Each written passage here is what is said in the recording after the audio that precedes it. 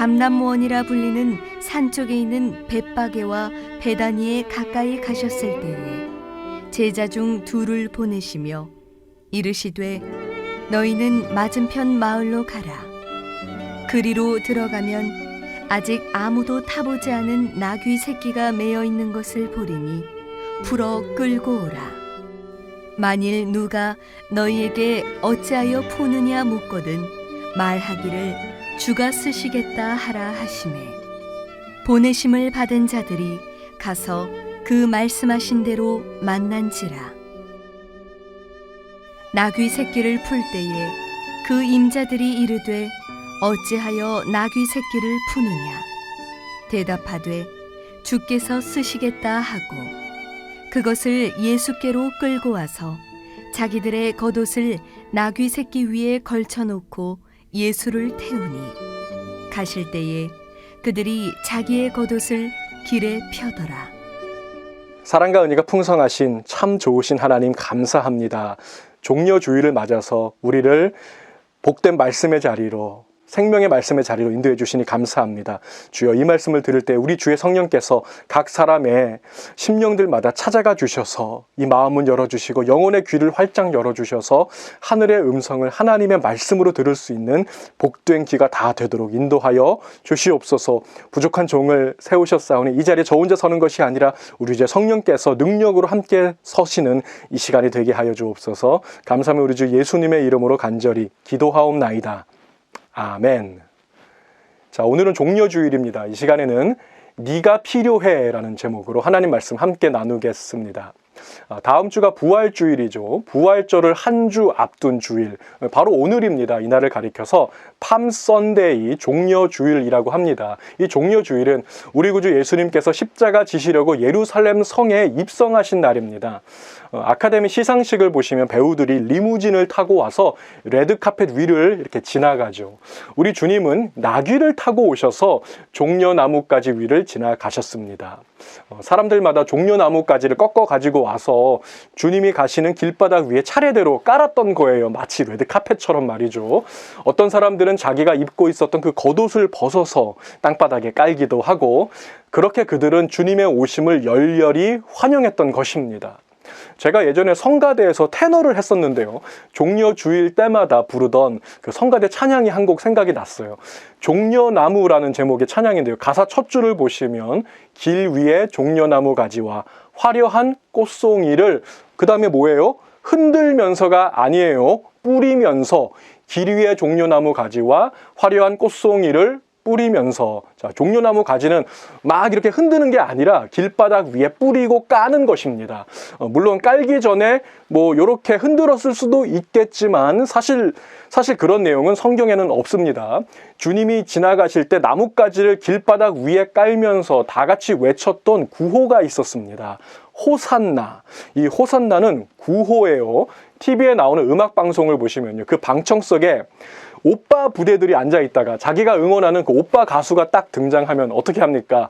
구호를 외칩니다. 뭐 이런 거죠. 사랑해요 BTS, 우유빛깔 BTS. 한 목소리로 약속된 문구를 다 같이 외치는 것입니다. 약속된 메시아, 이스라엘의 왕이 예루살렘 성에 입성하시는 그 날이 오면, 자, 우리 다 같이 외치는 겁니다. 구호는 호산나. 자, 원래 발음으로 하면 호샤나입니다. 호샤나. 호샤는 구원하소서, 나는 영어의 now, 지금이라는 뜻입니다. 합치면은 save now, 이제 구원하소서. 시편 118편 25절을 보세요. 여호와여 구하옵나니 이제 구원하소서. 호샤나, save now. 바로 그날이 왔습니다. 약속된 구호 호샤나를 다 같이 외치면서 우리 주님의 레드카펫 입장식을 환호하고 있습니다. 자, 바로 그날의 감격을 기념하는 날이 오늘 종려주일인 것이죠. 자, 여기에서 한 가지. 우리 주님은 왜 나귀를 타고 오셨을까요?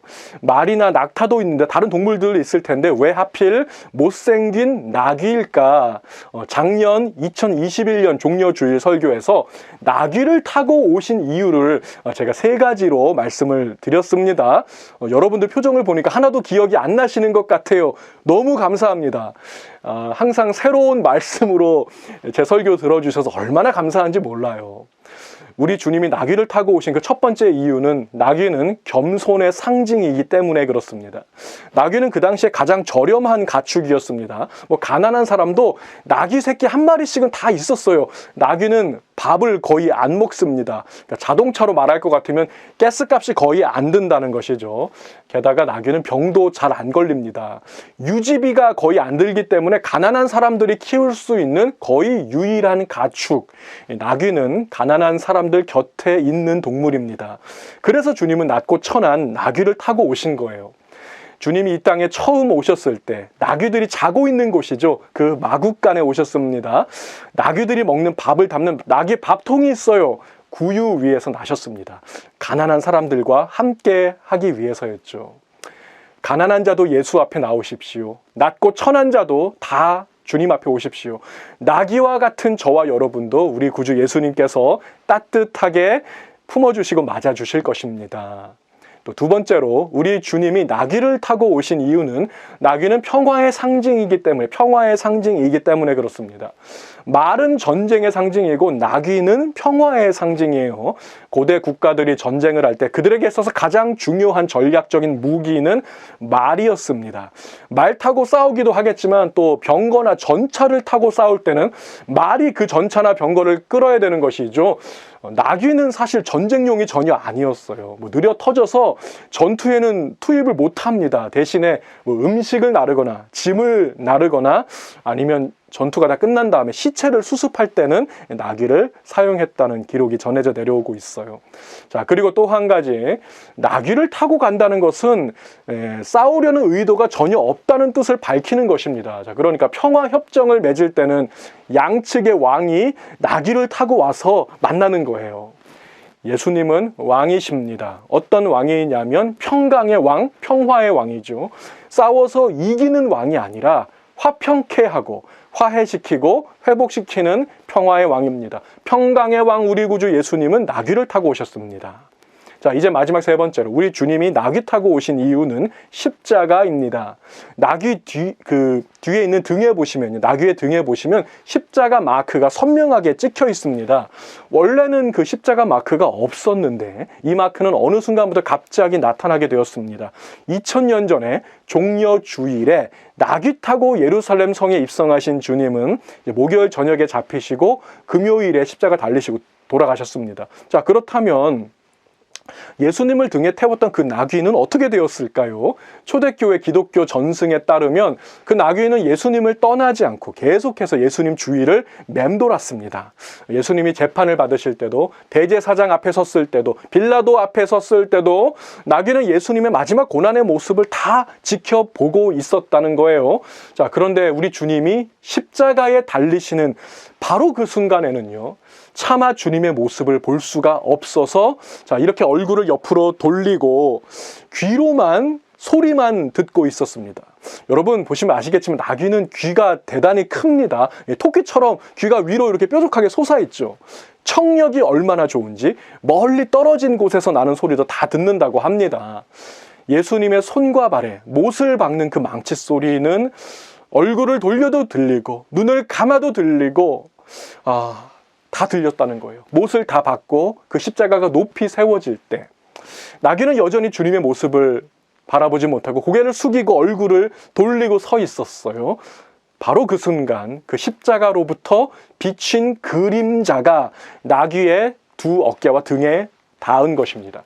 그것이 영구적인 마크가 되어서 그 나귀의 후손들에게 계속해서 십자가 마크가 전해져 내려오고 있다는 것이 이제 초대교회 기독교 전승입니다. 나귀는 십자가를 등에 지고 가셨던 우리 주님의 사랑을 상징합니다. 또한 오늘도 십자가를 등에 지고 가는 모든 주의 백성들을 상징하는 것입니다. 자, 나귀는 십자가를 상징합니다. 자, 오늘 본문 말씀을 보시면요. 그 나귀가 예수님을 처음 만난 날, 어떻게 주님을 만났는지 그 순간을 우리에게 얘기해 주고 있습니다. 예수님이 십자가 지시기 정확히 5일 전, 주일입니다. 예수님이 금요일에 돌아가셨고, 정확히 5일 전이니까 주일이에요.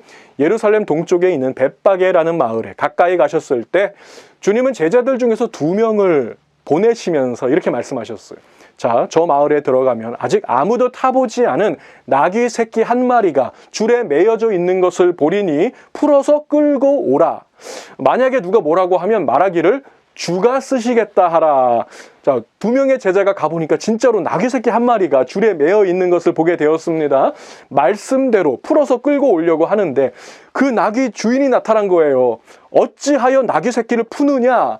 자, 그래서 제자들은 주님의 말씀을 그대로 전합니다. 주가 쓰시겠다고 하십니다. The Lord needs it. 주가 필요하다고 하십니다. 말씀대로 전하고 끌고 오는데요. 참 이상하게도 그 나귀의 주인이 순순히 그냥 보내준 거예요. 자, 지금부터 이 이야기 속에 담겨져 있는 복음의 의미를 살펴보고 말씀의 은혜를 함께 나누겠습니다. 이 나귀는 어떤 나귀입니까?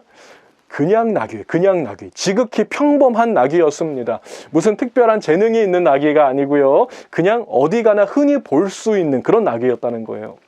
또한 이 나귀는 미성숙한 나귀였습니다. 다 큰 나무가 아니죠. 덜 자란 나귀예요. 성경에 보니까 나귀 새끼라고 기록하고 있습니다. 또한 이 나귀는 경험이 부족한 나귀입니다. 단 한 번도 사람을 태워본 적이 없는 나귀죠. 한마디로 초보예요, 초보. 마지막으로 이 나귀는 꽁꽁 매여 있습니다. 누군가가 풀어주지 않으면 아무데도 갈 수 없는 막막한 신세라는 것입니다. 자, 그러던 어느 날 이 나귀의 운명이 180도 바뀌는 대변혁의 사건이 일어납니다. 이 나귀의 운명을 바꾼 한마디 무엇입니까? 주가 쓰시겠다 하라. The Lord needs it. 주님이 필요하다고 하십니다. 자, 이 말 한마디에 이 나귀의 운명이 바뀌는데요. 전 우주의 역사에서, 온 인류 역사에서 가장 존귀한 나귀가 된 것입니다. 온 세상의 구원자를 등에 태우고 예루살렘 성에 입성한 그 영광스러운 존재가 되었습니다. 이 나귀의 모습을 보시면요, 지극히 평범합니다. 미성숙합니다. 준비되어 있지도 않고 경험도 부족하고 무엇인가에 꽁꽁 묶여져 있습니다. 자, 이게 누구의 모습과 같습니까? 바로 저와 여러분의 모습이 아니겠습니까? 특별히 예수님 만나기 전에 저의 모습을 생각해 보니까 딱 요 나귀 모습과 같더라고요. 이런 저를 주님이 부르셨습니다. 이런 나에게 주님이 찾아오셨습니다. 이런 나를 주님께서 사용하겠다고 말씀하고 계십니다. 이 나귀가 세상에서 가장 특별한 나귀가 된 것은 그 나귀의 어떤 재능이나 능력이나 배경 때문이 아닙니다. 그 나귀를 타신 분이 온 우주의 창조주 하나님이시기 때문이죠. 우리가 가치 있는 자가 된 것은, 저와 여러분이 가치 있는 자가 된 것은 우리가 가진 능력이나 배경이 특출나서가 아닙니다. 우리를 부르신 분이 특별하시기 때문에, 우리를 부르신 분이 창조주 하나님이시기 때문에 우리가 가치 있는 존재가 된 것입니다. 바로 그분이 말씀하시기를 The Lord needs it. 나는 네가 필요해. I need you. 주님은 여러분이 필요하다고 말씀하고 계세요. 이게 얼마나 놀라운 말씀인지 모릅니다. 사실 우리 주님은요, 아무것도 필요가 없으신 분이죠. 주님은 우리의 도움이 필요가 없으시다고요. 주님은 완전하신 하나님이십니다. 그분 자체만으로 완전하시며 완벽하시며 부족함 전혀 없으십니다. 자, 그렇다면 왜 우리 주님은 내가 필요하다고 말씀하십니까? 왜 우리 주님은 여러분이 필요하다고 말씀하십니까? 뭐 우리가 쓸모 있어서, 우리가 재능이 있어서 필요하다는 뜻이 결코 아니죠. 주님이 나를 필요하다고 하시는 것은 나를 사랑하신다는 뜻입니다. 사랑 노래를 들어보시면요, I love you와 함께 꼭 붙어 다니는 말이 있어요. 뭐냐면은 I need you, I need you. 나는 네가 필요해. 뭐가 필요하다는 거예요? 나는 너의 돈이 필요해. 나는 너의 재능이 필요해. 나는 너의 근육질에 팔이 필요해. 그 말이 아니잖아요. 나는 너를 사랑하기 때문에 네가 내 옆에 있어 주었으면 좋겠다는 말이 아닙니까? 그 에릭 프롬이라고 하는 학자가 이런 말을 했습니다. 미성숙한 사랑은 네가 필요해서 너를 사랑해라고 말하고, 성숙한 사랑은 너를 사랑하기 때문에 네가 필요해라고 말한다.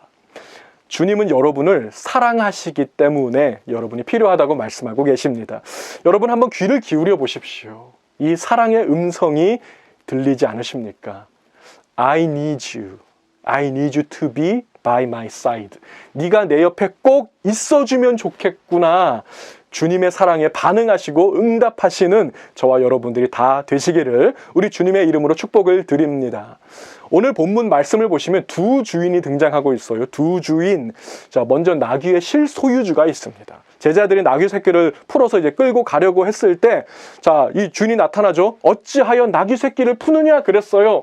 나귀의 주인은 헬라어로 쿠리오스입니다. 쿠리오스. 자, 그리고 오늘 본문에는 또 한 명의 주인이 나오고 있습니다. 주가 쓰시겠다 하라. 주가 쓰시겠다 하라. 자, 여기에 나오는 주도 헬라어 쿠리오스입니다. 정확하게 같은 단어예요. 자, 그런데 한 가지가 달라요. 자, 두 번째, 주가 쓰시겠다 하라. 이 쿠리오스는 대문자로 되어 있습니다. 정관사 더 플러스 대문자 쿠리오스는 유일한 주, 예수님을 가리키는 단어입니다. 자, 성경 퀴즈 문제를 하나 여러분께 드리겠습니다. 이 나귀의 진짜 주인은 누굴까요? 실소유주입니까? 아니면 주 예수 그리스도입니까? 뭐 실소유주의 소유권도 중요하겠지만 그보다 하나님의 소유권이 더 상위 소유권이라는 것입니다. 오병이어의 기적 여러분 잘 아시죠? 오병이어의 기적을 보시면 한 어린아이가 도시락을 가지고 왔어요. 작은 떡 5개와 물고기 2마리. 주님께서 쓰시겠다고 하면 드릴 수 있습니까? 자, 그 아이는 주님께 드렸습니다. 어떻게 됐어요? 오병이어는요, 내가 쓰면 그냥 떡 5개, 물고기 2마리 땡입니다. 그러나 주님이 쓰시겠다 하시면은 5,000명이 넘는 사람들이 배불리 먹게 되는 것입니다. 이 아이는 엄청난 기적의 주인공이 되었습니다. 비록 내가 드린 것은 작고 보잘것 없는 것이었지만 주님이 사용하시면 더 큰 일에 쓰이게 되는 것입니다. 이번 주는 고난주간입니다. 목요일 저녁에 최후의 만찬을 하시고 이제 목요일 밤에 잡히시고 금요일에 십자가 지셨습니다. 최후의 만찬을 누구 집에서 했을까요? 궁금하지 않으십니까? 누가복음 22장 8절부터 보시면 누구 집인지가 나옵니다. 제가 읽어보겠습니다. 예수께서 베드로와 요한을 보내시며 이르시되 가서 우리를 위하여 유월절을 준비하여 우리로 먹게 하라. 여짜오되 어디서 준비하기를 원하시나이까? 이르시되 보라, 너희가 성내로 들어가면 물 한 동이를 가지고 가는 사람을 만나리니 그가 들어가는 집으로 따라 들어가서 그 집 주인에게 이르되 선생님이 내게 하는 말씀이 내가 내 제자들과 함께 유월절을 먹을 객실이 어디 있느냐 하시더라 하라. 자, 주님이 제자들과 마지막 저녁을 보내실 방이 필요했을 때 그 집을 기꺼이 내어준 사람이 있었습니다. 바로 그곳이 최후의 만찬의 자리가 되었으며 우리 예수님이 제자들의 발을 씻겨주신 자리가 되었으며 성찬식을 우리에게 가르쳐 주신 그 자리가 되었으며 그 집이 성경에 기록이 되었습니다. 자, 보세요. 이 집 주인은요, 엄청난 은혜를 받았습니다. 여기에도 두 주인이 나오고 있죠. 먼저 그 집에 실소유주가 있고 주가 쓰시겠다 하라. 주가 있습니다. 누가 진짜 주인입니까? 그 집의 진짜 주인이 내가 아니라 주 예수 그리스도라고 고백하는 바로 그 순간 더 큰 일에 쓰임받게 되었습니다. 지금 이 시간 혹시 여러분의 영혼의 스피커로부터 주님의 음성이 들리고 있지는 않으십니까? 내가 그것을 쓰고 싶구나. 내가 그것이 필요하구나. 나에게 내어주지 않겠니? 들리신다면 그것의 진짜 주인께서 마음껏 사용하시도록 들으십시오. 주님이 그것을 필요하다고 하시는 이유는요, 주님이 뭔가가 부족해서가 아닙니다. 주님은 그것이 없이도 이미 완전하시며 이미 충만하신 분입니다.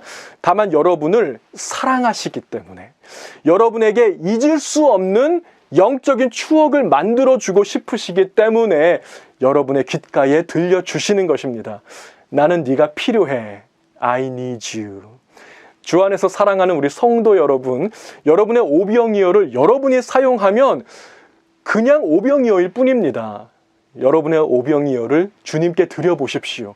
그냥 오병이어가 아니라 기적의 도구가 될 것이며 주님의 사랑을, 주님의 능력을 더 깊이, 더 많이, 더욱더 충만하게 느끼게 될 것입니다.